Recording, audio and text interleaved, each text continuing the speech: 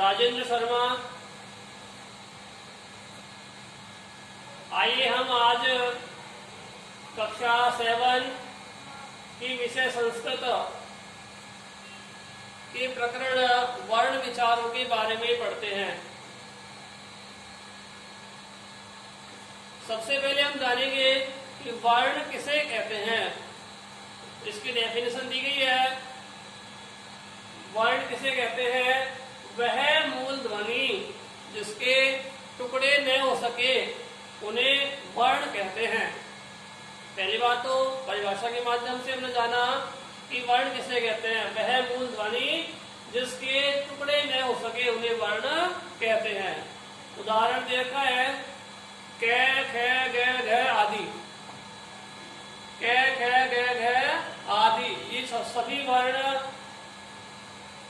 मूल वर्ण कहलाते हैं। और मूल वर्णों को पहचानने के लिए नीचे हलंत लगा होना आवश्यक होता है।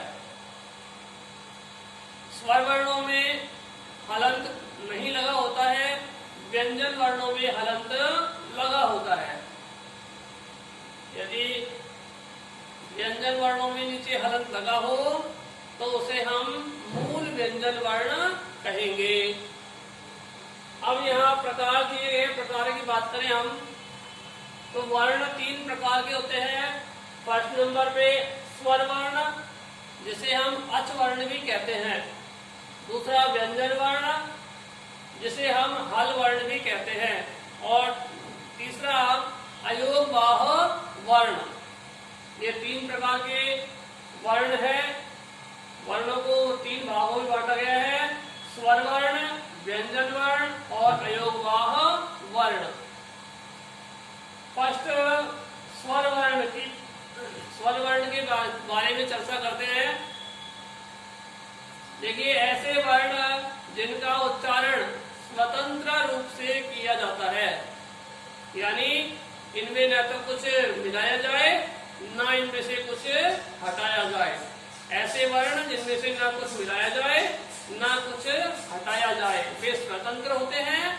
और स्वतंत्र वर्णों को ही हम स्वर वर्ण कहते हैं। पहली परिभाषा हो गई। अथवा दूसरी परिभाषा दे रखी मैंने, अथवा ऐसे वर्ण जिनका उच्चारण करने में किसी दूसरे वर्ण की सहायता न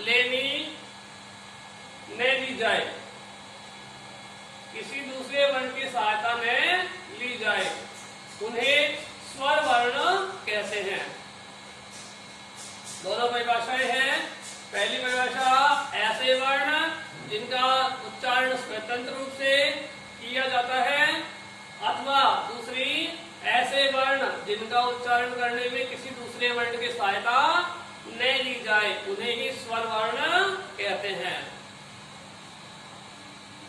अब इन्हें अच वर्ण क्यों कहते हैं? क्योंकि ए तथा च के बीच में सारे स्वर वर्ण समाहित होते हैं, अतः इन्हें अच वर्ण भी कहते हैं। स्वर वर्णों की बात करें हम तो स्वर वर्ण संस्कृत में 13 होते हैं, 13 प्रकार के होते हैं। ए, आ आदि। देखिए बोल के बता रहा हूं, लिखना चाहिए लिख सकते हैं, अपन याद करना चाहिए याद कर सकते हैं। ए, आ, छोटी ई, बड़ी ई, छोटा ऊ, बड़ा ऊ, छोटी ऋषि, बड़ी ऋषि, ली, ए, आई, ओ, औ। यहाँ तक के जो वर्ण है वो स्वर वर्ण कहलाते हैं। और लास्ट वाले अंग और अह जो वर्ण हैं वो अयोगवाह वर्णों से मिलकर बने हैं, इसलिए उनकी काउंटिंग अयोगवाह वर्ण में की जाती है। तो इस प्रकार से संस्कृत में कुल वर्ण 13 वर्ण होते हैं स्वर वर्ण, और अंग है दोनों अयोगवाह वर्ण कहलाते हैं।